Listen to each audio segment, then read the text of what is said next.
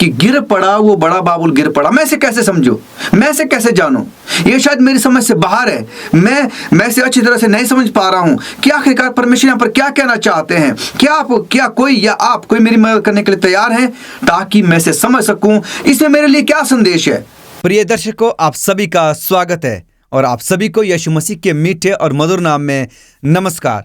आज हम एक और नए सवाल के साथ आपके सामने हाजिर है, जहां पर हम बड़ी बारीकी और गहराई से परमेश्वर के वचन से सीखते हैं और उन जवाबों को जानने की कोशिश करते हैं कि परमेश्वर हमें हमारे सवालों के जवाब कैसे देते हैं। और हमारा उद्देश्य है, हमारा यही लक्ष्य है कि हम बाइबल को खुद ही उन सवालों के जवाब देने की इजाज़त दें, ताकि बाइबल हमें उन सवालों के स्वयं ही जवाब दे सके। जिस तरह से आप जानते हैं कि हम पिछली कुछ वीडियो से अगर आप कुछ वीडियो को देखें तो हम अंत समय के बारे में सीख रहे हैं। खास करके अंत समय की कलीसिया क्या है, वो क्या करती है, वो कैसी दिखती है, कैसे उसे जानेंगे, क्या उनकी विशेषताएं हैं, वो सब बातें हमने सीखी। पर अगर आप देखेंगे पिछली कुछ वीडियो से हम लोग खास करके कलीसिया, ये जो बकिया कलीसिया या शेष संतान जो परमेश्वर की हैं, ये आखिरी समय में इन्हें क्या विशेष कार्य दिया गया है उसके ऊपर हम चर्चा कर रहे हैं। और एक एक सवाल के जरिए से हम लोग पूरी कोशिश कर रहे हैं कि हम परमेश्वर के वचन को जवाब देने दें कि वो हमें आखिरी समय के लिए क्या सिखाता है। अब आज के सवाल के लिए कि आज हमारे सामने क्या सवाल है, हम किस बात पर चर्चा करने जा रहे हैं, उसके लिए हमें पिछली कुछ वीडियो का पर गौर करना होगा। और हम जानते हैं कि पिछली वीडियो में हम सीख रहे हैं कि जो दूसरे स्वर्गदूत का संदेश है, जो 3 दूतों में से दूसरे जो स्वर्गदूत ने संदेश दिया, वो क्या है आखिरकार। हमने पिछली बार बाबुल के बारे में सीखा। अब आप जान गए होंगे क्योंकि संदेश साफ है, गिर पड़ा वो बड़ा बाबुल गिर पड़ा। इसका क्या मतलब है, कैसे मैं जानूंगा? ये हम पिछली बार हमने बाबुल के विषय में सीखा। आज हम इस सवाल पर चर्चा करने जा रहे हैं कि गिर पड़ा वो बड़ा बाबुल गिर पड़ा, आखिरकार इसका क्या मतलब है। आज आखिरी समय में क्यों परमेश्वर ने अपने दास यूहन्ना के जरिए से इस बात को अपने वचन में रखा कि गिर पड़ा वो बड़ा बाबुल गिर पड़ा, मैं इसे कैसे समझूं, मैं इसे कैसे जानूं? ये शायद मेरी समझ से बाहर है। मैं इसे अच्छी तरह से नहीं समझ पा रहा हूं कि आखिरकार परमेश्वर यहाँ पर क्या कहना चाहते हैं। क्या कोई मेरी मदद करने के लिए तैयार हैं ताकि मैं इसे समझ सकूं? इसमें मेरे लिए क्या संदेश है? ये तो बाबुल के विषय में है। मेरे लिए इसमें क्या संदेश है कि मैं वर्तमान सत्य या उस सच्चाई को इससे जान सकूं। तो अगर आप नहीं जानते हैं, आइए आज की इस वीडियो में इसे स्पष्ट करते हैं और देखते हैं कि परमेश्वर के वचन में क्या सिखाता है। अगर आप प्रकाशित वाक्य उसका 14 अध्याय उसकी 8 आयत पढ़ें, जो कि दूसरे स्वर्गदूत का संदेश है। फिर इसके बाद एक और दूसरा स्वर्गदूत यह कहते हुए आया कि गिर पड़ा वो बड़ा बाबुल गिर पड़ा, जिसने अपने व्यभिचार की कोप में मदिरा सारी जातियों को पिलाई है। गिर पड़ा वो बड़ा बाबुल गिर पड़ा। दूसरे स्वर्गदूत के संदेश से यह स्पष्ट है कि बाबुल 2 बार गिरता है। क्योंकि अगर आप प्रकाशित वाक्य में पढ़ें तो जैसे मैंने पिछली बार कहा कि 4 बार जो वो जिक्र किया गया है बाबुल का, तो पर ये जो गिर पड़ा वो बड़ा बाबुल गिर पड़ा, ये संदेश 2 बार प्रकाशित वाक्य की पुस्तक में दिया गया है। बाबुल के इस दोहरे पतन के बारे में यह महत्वपूर्ण बात की गई। ऐसा क्या है कि 2 बार परमेश्वर ने कहा कि गिर पड़ा वो बड़ा बाबुल गिर पड़ा? तो यह ध्यान देने की आवश्यकता है कि क्यों परमेश्वर ने 2 बार जो इस बात को कहा है। प्रकाशित वाक्य अगर आप 18 अध्याय उसकी 1 से लेकर 5 तक पढ़ें तो वहां पर भी, मैं पूरी आयत नहीं पढ़ूंगा, पर जहां पर यह जिक्र किया गया उसे मैं पढ़ना चाहूंगा। वहां लिखा गया है, उसने ऊंचे शब्द से पुकार कर कहा, गिर गया वो बड़ा बाबुल गिर गया, और दुष्ट आत्माओं का निवास और हर एक दुष्ट आत्मा का अड्डा। तो यहां पर देखिए ये आयत भी कहती है प्रकाशित वाक्य 18 के 1 से 5 कि गिर पड़ा वो बड़ा बाबुल गिर पड़ा। आखिरकार इसका क्या मतलब है मेरे प्यारो? साथ ही साथ अगर आप प्रकाशित वाक्य 17 अध्याय में पढ़ें और अगर आप इस पर गौर करेंगे तो आप पाएंगे कि वहां पर एक वेश्या को जो स्त्री के रूप में वर्णित किया गया है, और वो वेश्या जो पशु पर बैठी हुई है और वो उसकी सवारी कर रही है। उसने जो वो रंग बिरंगे जो वस्त्र उसने पहन रखे हैं उससे वो ढकी हुई है। पर प्रकाशित वाक्य 17 में जब आप पढ़ते हैं तो वहां पर भी कुछ ऐसा ही जिक्र किया गया है। वहाँ पर भी कुछ ऐसी ही बात कही गई है। अगर मैं प्रकाशित वाक्य उसका 17 अध्याय उसकी 1 से लेकर 6 तक पढ़ूँ तो उसका मैं आखिरी हिस्सा आपके सामने पढ़ना चाहूँगा।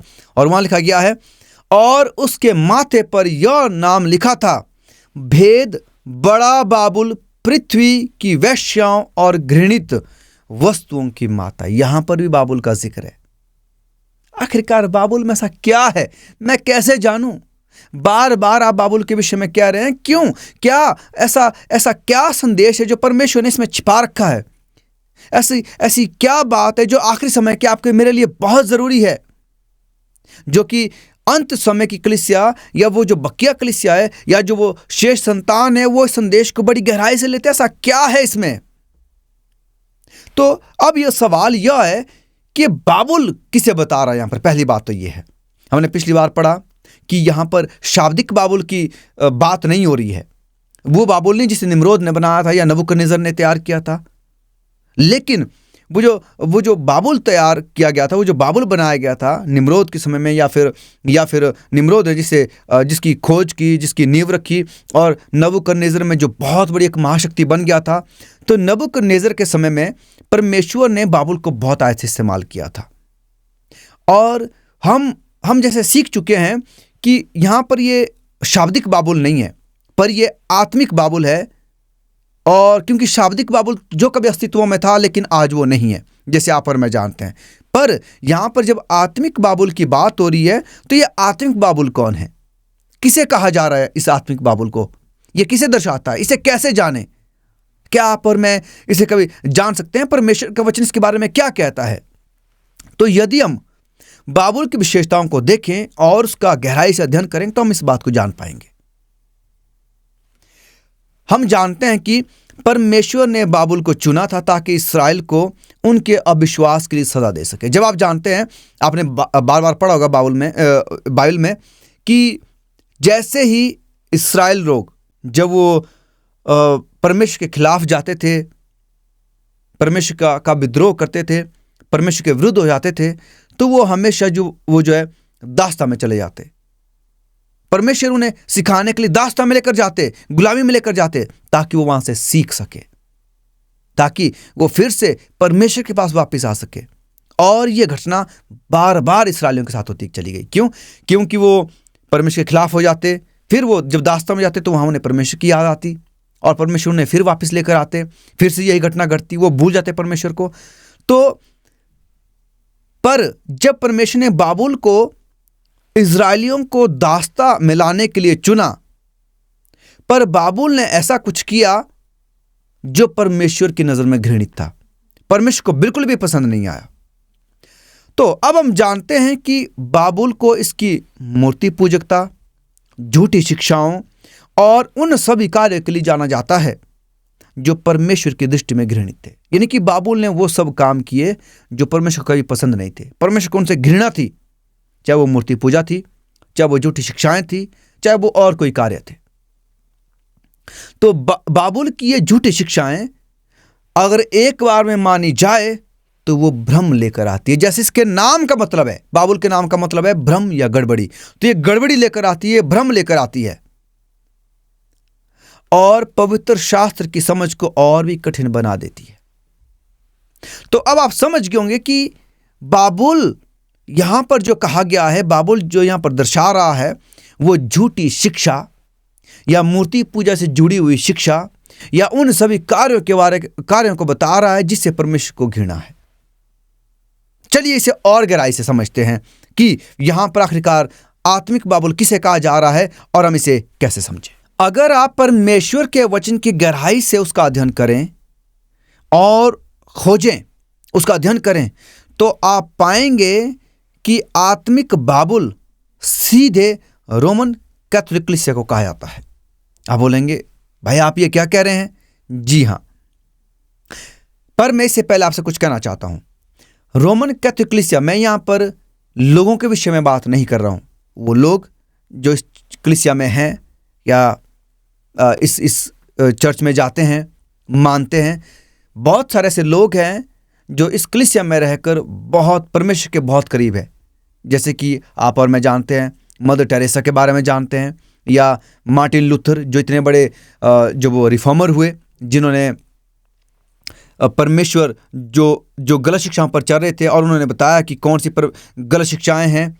और याद रखें कि ये जो रिफॉर्मर, ये जो धर्म सुधारक उससे निकले, रोमन कैथोलिक कलीसिया से, इन्होंने उसी के विषय में बताया जो ये कलीसिया गलत प्रणाली लेकर चल रही थी। तो मैं यहाँ पर यह कहना चाहता हूँ कि मैं लोगों के खिलाफ नहीं या उनके विश्वास के खिलाफ नहीं, पर मैं इस चर्च की प्रणाली के विषय में बात कर रहा हूँ। इस चर्च के जो सिद्धांत है उनके विषय में बात कर रहा हूँ। इस चर्च की जो शिक्षा है उसके विषय में बात कर रहा हूँ। यहाँ पर आत्मिक बाबुल कोई और नहीं, पर वो है जिन्होंने परमेश्वर को अपना परमेश्वर माना है। अब आप कह रहे हैं कि भाई आप उन लोगों के विषय में कह रहे हैं जो यीशु मसीह का प्रचार करते हैं, जो परमेश्वर का प्रचार करते हैं, जिन्होंने परमेश्वर का वचन पूरी दुनिया में फैलाया है। आज पूरी दुनिया में जिनकी कलीसियाएं हैं, जिनके सदस्य हैं पूरी दुनिया में। पर मैं आपसे कहना चाहता हूं मेरे प्यारों, अगर आप देखेंगे इतिहास को, बड़े गौर से उसका अध्ययन करेंगे, पढ़ेंगे, तो मार्टिन लूथर जो कि रोमन कैथोलिक कलीसिया से निकला और उन्होंने इसी के खिलाफ जो वो आंदोलन छेड़ा, ये आंदोलन कि उसमें ऐसी बहुत सारी गलत शिक्षाएं हैं, गलत सिद्धांत हैं, ऐसे गलत रीति रिवाज है जिनकी बाइबल कभी भी अनुमति नहीं देती है। और वहां से जो लोग निकले उन्हें प्रोटेस्टेंट कहा गया। अब ये जो लोग थे, आज बहुत सारे प्रोटेस्टेंट चर्चेज है दुनिया में, लेकिन आज वो चर्च फिर से इसी में जाकर मिल गए हैं। कैसे? क्योंकि उन्होंने उन्हीं की शिक्षा को ग्रहण कर लिया है जिनसे वो बाहर आए थे, जिनसे ये धर्म सुधारक, चाहे आप मार्टिन लूथर को ले ले, जॉन कैल्विन को ले ले, या कोई भी और धर्म सुधारक थे, जो इनसे बाहर आए, आज उन्हीं का ये हिस्सा बन गया। अब आप बोलेंगे कैसे? आप कह सकते हैं जी मैं आपके सामने ये कुछ शिक्षाएं लेकर आ रहा हूं जिन्हें आत्मिक बाबुल की शिक्षा कहा जाता है, यानी कि ये वो शिक्षाएं हैं जो गलत है, झूठी है, जिनमें त्रुटियां हैं, गलत सिद्धांत है और परमेश्वर के वचन के खिलाफ है। और परमेश्वर, अगर आप बड़े ध्यान से अगर आप प्रकाशित वाक्य 18 अध्याय को पढ़ेंगे तो वहां पर कहा गया है कि हे मेरे लोगों, इनसे बाहर निकल आओ। तो ये जो दूसरे स्वर्गदूत का संदेश है, ये परमेश्वर, जो परमेश्वर को अपना ईश्वर मानते हैं, अपना परमेश्वर मानते हैं, और जो प्रभु यीशु मसीह को अपना उद्धारकर्ता के रूप में स्वीकार करते हैं, यीशु मसीह उन सभी से कह रहे हैं कि आप इन गलत शिक्षाओं से बाहर आइए। अगर आज आप परमेश्वर को, अर्थात यीशु मसीह को अगर आप अपना उद्धारकर्ता मानते हैं, और मैं कुछ आगे बात पढ़ने जा रहा हूं, अगर आप इन पर ये बातें या ये रीति रिवाज या फिर सिद्धांत या फिर शिक्षा अगर आपकी जिंदगी में है, तो हमें इनसे बाहर निकलने की जरूरत है। बाबुल गिर पड़ा वो बड़ा बाबुल, इसका मतलब है कि बाबुल जो वो विनाश होने जा रहा है, उसका वो नष्ट किया जाने वाला है। हमें उससे बाहर आने की जरूरत है। अगर हम उसी बाबुल में बने रहते हैं, उन्हीं झूठी शिक्षाओं में बने रहते हैं, उन गलत सिद्धांतों में बने रहते हैं, तो हम भी उसके साथ नाश किए जाएंगे। और इसलिए हमारे लिए एक पुकार है, एक बुलाहट है दूसरे संदेश की, कि दूसरे स्वर्गदूत का जो संदेश है वो एक बुलाहट, एक पुकार की तरह है कि हम यीशु मसीह को मानते तो हैं एक उद्धारकर्ता की तरह, हम यीशु मसीह पर विश्वास तो करते हैं, लेकिन हमें वहां से बाहर आने के लिए कहा जा रहा है। देखिए, मैं आपके लिए पढ़ना चाहता हूं। तो आज जो प्रोटेस्टेंटवाद है, उसकी ऐसी बहुत सारी शिक्षाएं हैं जो बिल्कुल भी बाइबल से नहीं मिलती। उन्होंने इस शिक्षा को रोमन कैथोलिक कलीसिया की शिक्षा से लिया है, जो कि गलत है, गलत सिद्धांत है और त्रुटियों पर चलते हैं। आइए मैं आपके सामने रखना चाहता हूं। वो कहते हैं कि कार्यों के द्वारा उद्धार पाया जा सकता है, लेकिन बाइबल क्या कहती है? तो अभी यह जानकर कि मनुष्य व्यवस्था के कामों से नहीं, पर केवल यीशु मसीह पर विश्वास करने के द्वारा धर्मी ठहरता है। कि हम व्यवस्था के कामों से नहीं, पर मसीह पर विश्वास करने से धर्मी ठहरे। जी हाँ, बाइबल साफ कहती है गलातियों 2:16 में कि आप और मैं, हम उद्धार केवल यीशु मसीह पर विश्वास करने से या यीशु मसीह के द्वारा जो अनुग्रह किया जाता है उसके जरिए से जो वो हम क्या करते हैं, धर्मी ठहरते हैं, अपने कामों से नहीं। पर जो बहुत सारी कलीसियाएं हैं वो ये इस बात को सामने रखती है कि आप अच्छे काम करते जाइए, भले काम करते जाइए, आप उद्धार पाएंगे, जो कि बाइबल के बिल्कुल खिलाफ है। परमेश्वर की व्यवस्था को संशोधित या निरस्त किया जा सकता है। आप जानते हैं कि रोमन कैथोलिक कलीसिया में से बहुत सारे पोप हुए जिन्होंने ये कहा कि हमें इजाजत है कि हम परमेश्वर के वचन को या व्यवस्था को बदल सकते हैं। जी हाँ, वो स्वयं कहते हैं। अगर आप इसके बारे में और जानकारी चाहते हैं तो मैं चाहूँगा कि हमने जो प्रकाशित वाक्यों या दानियल के ऊपर जो हमने अध्ययन तैयार किया है, आप जाकर उसे देखें इसी YouTube चैनल पर, और आप इसके बारे में बहुत सारी जानकारी पाएंगे। और गहराई में, यहाँ पर सिर्फ मैं आपके साथ कुछ बातें साझा करना चाहता हूँ, लेकिन अगर आप और गहराई में देखना चाहते हैं तो दानियल और प्रकाशित वाक्यों के हर एक अध्याय पर जो हमने अध्ययन तैयार किया है, आप उसे देखें। और जो आपके लिए जो वो लिंक्स जो दिए जाएंगे डिस्क्रिप्शन में, आप उन पर भी जा सकते हैं। तो वो कहते हैं कि इनको बदला जा सकता है, पर लूका 16:17 कहती है कि परमेश्वर की व्यवस्था को कभी नहीं बदला जा सकता, उन्हें कभी भी निरस्त नहीं किया जा सकता। और वो कहते हैं कि आत्मा अमर है। बाइबल कभी नहीं कहती है कि आत्मा अमर है। बाइबल में आत्मा या प्राणी या जो आत्मा है उसका 1700 बार उल्लेख किया गया है, पर एक बार भी कभी ये नहीं कहा गया कि आत्मा अमर है। केवल परमेश्वर का कहा गया कि वो क्या है, अमर है। केवल ईश्वर ही अमर है, केवल परमेश्वर ही अमर है, पर और उनके अलावा कोई भी नहीं। ये बाइबल साफ कहती है। और रोमन कैथोलिक कलीसिया का ये सिद्धांत है, उनकी ये शिक्षा है कि पापी नरक में अनंत काल तक जलते हैं। बाइबल कहीं नहीं कहती है कि पापी अनंत काल तक, यानी कि लगातार, सदैव, हमेशा नहीं, कभी नहीं। हमें इसका गहराई से अध्ययन करना, जब हम मृत्यु के ऊपर आगे अध्ययन करने वाले होंगे, वहां पर हम इसके विषय में और गहराई से पढ़ेंगे। तो मेरे प्यारो, देखिए, ये कुछ ऐसी शिक्षाएं हैं जिनका रोमन कैथोलिक जो वो गलत तरीके से वो जो है इसका पालन करते हैं, और बाइबल बिल्कुल इसके यानी कि वो बाइबल के बिल्कुल खिलाफ जाते हैं, बिल्कुल ऑपोजिट जाते हैं, बिल्कुल विपरीत चले जाते हैं। तो क्या हमें लगता है कि क्या हम भी कहीं बाइबल के विपरीत तो नहीं है? हम यीशु मसीह को तो मानते हैं, हम यीशु मसीह को अपना उद्धारकर्ता मानते हैं, हम दुआ करते हैं, प्रार्थना करते हैं, वचन पढ़ते हैं। कहीं हमारे कार्य ऐसे तो नहीं जो बाइबल के बिल्कुल अपोजिट में हो, बाइबल के बिल्कुल विपरीत में हो, उलट में हो? हमें ये बहुत गहराई से सोचने की जरूरत है कि डुबकी के द्वारा बपतिस्मा जो आवश्यक नहीं है। कैसा है? बाइबल कहती है कि डुबकी का बपतिस्मा जो वो बहुत जरूरी है। एक ही बपतिस्मा, अगर आप मरकुस 16:16 में पढ़ेंगे। और अगली जो बहुत ही महत्वपूर्ण बात है कि रविवार जो परमेश्वर का पवित्र दिन है। बाइबल में आप एक भी आयत निकाल कर दिखा दें कि रविवार को परमेश्वर ने कहा कि ये एक पवित्र दिन है, तो शायद ही आप कभी पाएंगे। बाइबल में ऐसा कोई भी जिक्र नहीं है जहां पर लिखा गया है कि परमेश्वर का जो पवित्र दिन है वो रविवार है। पर बाइबल ये कहती है कि परमेश्वर का पवित्र दिन जो वो सब्बत का दिन है, 7वां दिन है। तो हमें देखिए कि अगर आज मैं ये सोचकर कि रविवार जो एक पवित्र दिन है परमेश्वर का, मैं उस दिन आराधना करने जाता हूं, तो ये आपके मेरे सिद्धांतों में गलत है, ये बाइबल के खिलाफ है। सिर्फ जो 7वां दिन है वही पवित्र, जिसे सब्बत का दिन यानी कि विश्राम दिन जिसे कहा जाता है। अगर आप इसके विषय में और जानकारी चाहते हैं तो आप जो वो अपना आप जो कमेंट लिख सकते हैं, ताकि हम जो उस पर टिप्पणी कर सके और आप जो इसके बारे में और अधिक जानकारी प्राप्त कर सके। और इससे बढ़कर आपने तो अक्सर देखा होगा कहीं भी डॉक्यूमेंट्री में या कहीं भी आपने बहुत जगह देखा होगा ये, या आपके जहन में भी ये होगा कि बहुत सारे लोग जब वो गुनाह करते हैं, पाप करते हैं, तो वो एक जो चर्च में जाते हैं और वहाँ पर जो एक विंडो सी बनी रहती है या एक दरवाज़ा सा बना रहता है, उसके सामने लोग जाते हैं। वहाँ पर अंदर जो पादरी साहिबान होते हैं और वो कहते हैं कि आज मैंने ये गुनाह किया है, पाप किया, आप मुझे क्षमा करें। बाइबल कहाँ कहती है कि आप अपने पापों को पादरी साहब के सामने जो वो कबूल करें? कहीं नहीं, गलत शिक्षा।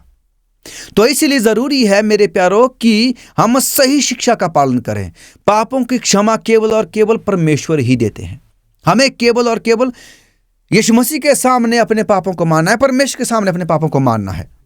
बाइबल सिखाती है कि पापों की क्षमा केवल और केवल परमेश्वर के द्वारा ही है, वही हमारे पापों को क्षमा कर सकते हैं। पहला यूहन्ना 1:9 आप पढ़ सकते हैं। तो हम क्यों फिर उन पादरी साहिबान के पास जाते हैं, उन पासवान के पास जाते हैं और कहते हैं कि मैंने ये गुनाह किया है, मुझे क्षमा करें? नहीं, हमें उनके सामने नहीं, पर परमेश्वर के सामने अपने गुनाहों को मानना है अगर हमसे कोई गलती या गुनाह होता है।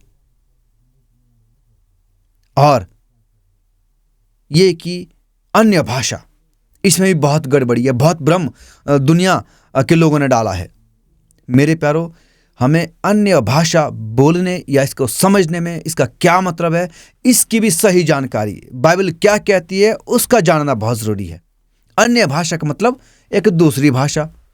उदाहरण के लिए मैं आपके साथ हिंदी में बातचीत कर रहा हूं और आप इस बात को समझ रहे हैं, तो ये वो भाषा जो मैं बोल रहा हूं और आप समझ पा रहे हैं। उदाहरण के लिए अगर मैं यहाँ से जो अरबिक में बोलना शुरू करता हूँ, अरबी में बोलना शुरू करता हूँ, तो मेरी बात को कौन समझ पाएगा? सिर्फ वही जो अरबी जानता है या उसको समझता है। हर एक जन जो उसको नहीं समझ पाएगा। क्यों? और जो नहीं समझ पाता है उसके लिए वो एक दूसरी भाषा है कि मैं उसे नहीं समझता हूं, इसके लिए उसे एक अनुवाद चाहिए जो आपको हिंदी में, मैं अरबी में बोल रहा हूं और जब वो सुनेगा तो वो जो दोनों भाषा का जानता हो, अरबी और हिंदी, समझ रहे हैं, या इंग्लिश या हिंदी, तो एक दूसरी भाषा जिसे मैं नहीं जानता हूं, वो एक जो दूसरी भाषा है उसे बोलते हैं, उसे लिखते हैं, उसे सुनते हैं, उसे समझते हैं, वो अन्य भाषा है। भाषा वो जो बोली जाए, भाषा वो जो सुनी जाए, भाषा वो जो लिखी जाए, भाषा वो जिसे समझा जाए। और हर कोई भाषा नहीं होती है कि मैंने कुछ अन्य शब्दों में कुछ ऐसे ही जो ब्लफ जिसे हम इंग्लिश में कहते हैं, कुछ ही मैंने गड़बड़ी वाले शब्द कह दिए, बड़बड़ाना मैंने शुरू कर दिया, वो नहीं, वो अन्य भाषा नहीं है। बाइबल कहीं नहीं कहती है कि आप बड़बड़ाइए। तो इसलिए जरूरी है कि सही शिक्षा क्या है। प्रेरितों के काम 2 में, 10 में और 19 में आप पढ़ पाएंगे। प्रेरितों के काम में यही घटना हुई कि जब पतरस ने बोलना शुरू किया तो हर एक को लगा कि यह हमारी भाषा में बातचीत कर रहा है। वहां पतरस ने कोई बड़बड़ाने वाले शब्द शुरू नहीं किए, वो अपनी भाषा में बोलता चला गया।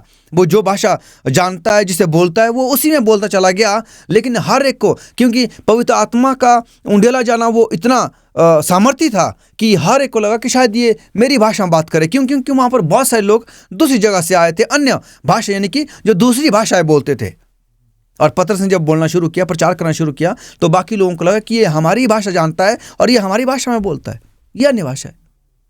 पर वो बड़बड़ाना या ऐसे शब्दों को बोलना जिन्हें ना आप समझ पा रहे हैं, ना मैं समझ पा रहा हूं, ना बोलने वाले को मतलब है कि वो बोल क्या रहा है। तो सही शिक्षा बहुत जरूरी है।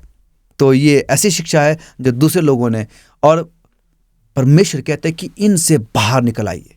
ये वो बाबुल है, ये गलत शिक्षा है, ये वो भ्रम है, ये वो गड़बड़ी है जो कलीसिया में है। और परमेश्वर चाहते कि इन गड़बड़ी से, इन भ्रम से, इस बाबुल से बाहर आए और सही शिक्षा, सही सिद्धांत, उचित शिक्षा जो परमेश्वर के वचन में है, जो सत्य है, उनका पालन करें।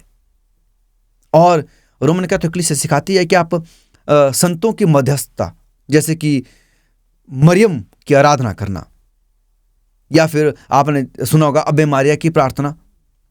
अच्छा, आप बताइए कहां बाइबल में कहा गया है कि आप मरियम के नाम से प्रार्थना करें, आप मरियम को परम यीशु मसीह से ऊंचा माने। हम मानते हैं कि मरियम को इस्तेमाल किया गया था यीशु मसीह के जन्म के लिए, पर इसका मतलब यह नहीं है कि यीशु मसीह से बड़ी मरियम है।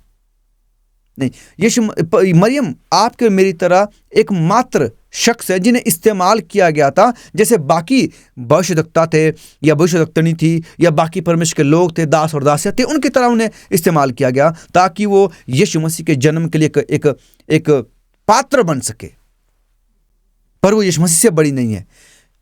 हमें मध्यस्थता सिर्फ और सिर्फ हमारे लिए यीशु मसीह ही करते, जैसे पहला तीमुथियुस 2:5 कहते हैं। और यहां लिखा गया है, क्योंकि परमेश्वर एक ही है और परमेश्वर और मनुष्य के बीच में एक ही बिचवई है, अर्थात यीशु मसीह जो मनुष्य है। जी हाँ, एक ही बिचवई है, एक ही मध्यस्थता करने वाले हैं, और वो सिर्फ और सिर्फ यीशु मसीह है, मरियम नहीं। इस बात का ध्यान रखें। तो ये गलत शिक्षा है, गलत सिद्धांत है। तो हमें बहुत जरूरी है कि हमें सिर्फ और सिर्फ अपने परमेश्वर से, अपने सारे मन से, सारी बुद्धि से, सारे प्राण से, सारी शक्ति से प्रेम रखना है। मेरे प्यारों, अपने परमेश्वर से, जिन्होंने आपके मेरे लिए अपनी जान दी, अपने बेटे को दुनिया में भेजा। और यीशु मसीह मेरे प्यारों बड़े साफ तरीके से कहते हैं, और वे कहते हैं कि मेरी और भी भेड़ें हैं।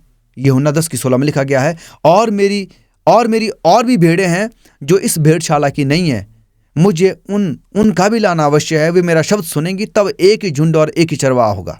यानी कि यीशु मसीह जो एक सच्ची कलीसिया में है, जहां पर सच्चे लोग हैं जो सच्चाई का पालन करते हैं, और वो कहते हैं कि मेरी और भी भेड़ें हैं यानी कि और भी लोग हैं जो सच्चाई का पालन करना चाहते हैं लेकिन उन तक सच्चाई नहीं पहुंची है। और जब वो सच्चाई मेरे शब्द को सुनेंगे, मेरी सच्चाई को सुनेंगे, तो वो आएंगे और मेरा शब्द वो सुनेंगे। और इस झुंड में जो सच्चाई का पालन करते हैं, जो परमेश्वर के वचन का वैसे ही पालन करते हैं जैसा परमेश्वर का वचन कहता है, और वो मैं जो उनका एक चरवाहा हूँगा। तो आज आप तक ये शब्द, सच्चाई के वचन आप तक पहुँचे मेरे प्यारो। क्या आप तैयार है उन सारी गलत शिक्षाओं से, उन सारी जो त्रुटियां हैं, वो जो गलत सिद्धांत हैं, गलत प्रणालियां हैं, गलत रीति रिवाज है, वो बातें जो परमेश्वर के वचन के बिल्कुल विपरीत में है या परमेश्वर के वचन के विरोध में जाती है, उसके विरुद्ध होती हैं, आप उन्हें सब छोड़कर मेरे प्यारो सच्चाई के वचनों का पालन करने के लिए आगे आएँ। सच्चाई के वचनों का पालन करें, जैसा परमेश्वर का वचन कहता है वैसे उन वचनों का पालन करें। क्या आप तैयार हैं? आज ये यूहन्ना 10:27 आपके मेरे लिए है। मेरी भेड़ें मेरा शब्द सुनती हैं, अर्थात मेरे लोग सच्चाई के वचनों को सुनते हैं और मैं उन्हें जानता हूं और वे मेरे पीछे पीछे चलती है। यीशु मसीह आप और मुझ पर बड़ा विश्वास करते हैं कि जब हमें सच्चाई मालूम चलेगी, जब हम सच्चाई को जानेंगे, तो हम यीशु मसीह के पीछे पीछे हो पाएंगे। हम बाबुल की झूठी शिक्षा में ना बने रहें, हम बाबुल के भ्रम डालने वाली शिक्षा में ना बने रहे, क्योंकि वो बड़ा बाबुल गिरने वाला है। हमें वो बड़ा तो दिखता है, बड़ा नजर आता है, पूरी दुनिया में उनकी कलीसियां हैं, पूरी दुनिया में उनके चर्चेज हैं, पूरी दुनिया में उनके हॉस्पिटल्स हैं, पूरी दुनिया में उनके स्कूल कॉलेजेस हैं। एक बहुत बड़ी संस्था है, एक बहुत बड़ी सरकार की तरह काम करती है, पर मेरे प्यारो आप उसमें सच्चाई नहीं पाएंगे। मैं नहीं कह रहा हूं कि आप जो वो सच्चाई का पालन नहीं करते हैं, पर मैं नहीं जानता मेरे प्यारों, शायद आप तक सच्चाई के वचन पहुंचे हैं या आपने कभी गौर किया या नहीं किया है। अगर नहीं तो हमें गौर करने की जरूरत है, गहराई से अध्ययन करने की जरूरत है। कहां पर बाइबल कहती है कि आप संतों को मध्यस्थ माने? बाइबल कहीं नहीं कहती है। कहां बाइबल कहती है कि मरियम आपके लिए मध्यस्थ है? कहीं नहीं कहती है। कहां बाइबल में कहा गया है कि आप परमेश्वर के वचन को बदल सकते हैं, व्यवस्था को चेंज कर सकते हैं? कहीं नहीं कहा गया है। फिर अगर आप व्यवस्था को चेंज कर रहे हैं, बदल रहे हैं, या फिर आप उसमें कुछ जोड़ घटा रहे हैं, तो इसका क्या मतलब है कि आप परमेश्वर के वचन का पालन सच्चाई से नहीं कर रहे हैं। और हमें उस बाबुल से, उस आत्मिक बाबुल से जो भ्रम है, जो गड़बड़ी डालता है, जो भ्रम लेकर आता है, जो झूठी शिक्षाएं या गलत शिक्षाएं लेकर आता है, उनसे बाहर आने की जरूरत है। हमें सच्चाई का पालन करने की जरूरत है मेरे प्यारों। क्या आप तैयार हैं? आप प्रार्थना करें, परमेश्वर के सामने घुटने टेकें और मांगे, कहें परमेश्वर कि हम सच्चाई का पालन करना चाहते हैं, हम सच्चाई के साथ आगे बढ़ना चाहते हैं, हम सच्चाई में रहकर आपके साथ एक गहरा संबंध बनाना चाहते हैं। आप मेरी मदद करें। और परमेश्वर अपने बच्चों की मदद करने के लिए हमेशा तत्पर है, वो हमेशा तैयार है। क्या आप तैयार हैं? आइए हम जो इसके लिए गंभीरता से प्रार्थना करें, और परमेश्वर आपके और मेरी प्रार्थना सुनने के लिए तैयार हैं। क्या हम सच्चाई से चलने के लिए तैयार हैं? आपके कोई भी कमेंट्स हैं, आप ज़रूर कमेंट बॉक्स में लिखें ताकि हम उस पर चर्चा कर सकें। और अगर आप कुछ भी जानना चाहते हैं ताकि हम उस पर एक वीडियो बना सकें, आपके सामने उन सच्चाई के वचनों को रख सकें जिनका पालन करना इस अंत समय में बहुत ज़रूरी है। ये दूसरे स्वर्गदूत का संदेश था। पहला पूरी दुनिया के लिए एक संदेश था कि हमें सिर्फ और सिर्फ उस परमेश्वर की आराधना करनी है जो इस संसार के रचयिता हैं, जिन्होंने इस पृथ्वी को, इस समुद्र को, इस आकाश को बनाया है। और दूसरी बात कि हमें अगर हम परमेश्वर को जानते हैं, यीशु मसीह को अपना उद्धारकर्ता मानते हैं, बाइबल को पढ़ते हैं, दुआएं करते हैं, प्रार्थना करते हैं, यानी कि उन सच्चे जीवित ईश्वर के साथ चलते हैं, तो हमें ज़रूरी है कि अब गलत शिक्षा से क्योंकि हम जानते हैं कि ऐसी मसीहत में बहुत सारे लोग हैं जो मसीह में तो हैं पर फिर भी गलत शिक्षा में हैं, उनसे बाहर आने की ज़रूरत है। अब इसके बाद हम तीसरे स्वर्गदूत के संदेश में जाएंगे, जिसे हम अगले वीडियो में देखेंगे। तो आप तैयार हैं तीसरे स्वर्गदूत के संदेश के लिए, जो बहुत ही ज़रूरी है, और गहराई में अब हम जाने वाले हैं। पहले पूरी दुनिया के लिए था, और दूसरा संदेश उन लोगों के लिए जो यीशु मसीह को अपना उद्धारकर्ता के रूप में स्वीकार करते हैं। अब तीसरा संदेश किसके लिए है, इसके लिए आप वीडियो का इंतजार करें, जहां पर हम साथ मिलकर और गहराई में उतरेंगे और परमेश्वर के वचन को कहेंगे कि वो हमें इन सवालों के जवाब दे। आइए हम निरंतर प्रार्थना करते रहें और सच्चाई पर चलने के लिए परमेश्वर से उस सामर्थ्य को मांगे, ताकि हम निरंतर सच्चाई पर चलकर यीशु मसीह के दूसरे आगमन के लिए तैयार हो सके। परमेश्वर की आशीष आप सब पर बनी रहे। आमीन।